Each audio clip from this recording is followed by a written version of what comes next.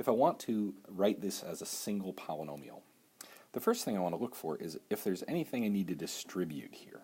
Okay, there's a minus 2 times this entire chunk, so I need to distribute the minus 2 across to each of my terms.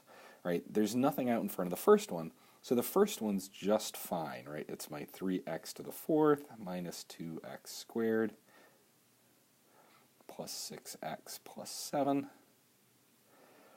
Right?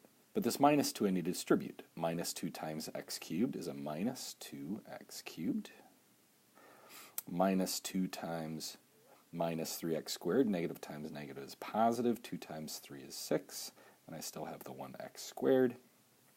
Minus 2 times a positive 9, negative times positive is negative. 2 times 9 is 18. Right, so these are now the pieces that I'm going to have to combine together to get my polynomial. Alright, so now the only pieces I can combine are pieces with the same power. Right? So the only thing that I can combine with the x to the fourth is another x to the fourth, and I don't see any on the board.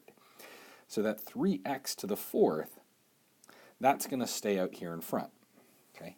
Next, I want to see what the next highest power is. That's a square, a single, that doesn't have an x. X cubed, that's the next highest power, and that's the only one that there is.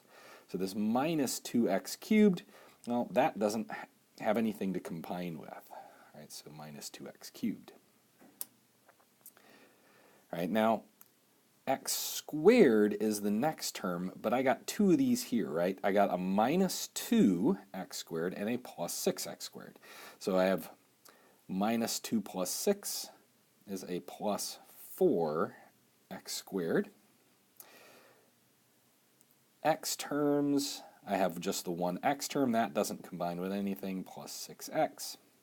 And then my constant term, 7 minus 18. 7 minus 18 is a negative 11. So this is my final polynomial, or prettied up, it looks like this. All right, so the key is we can only combine terms that have the same power.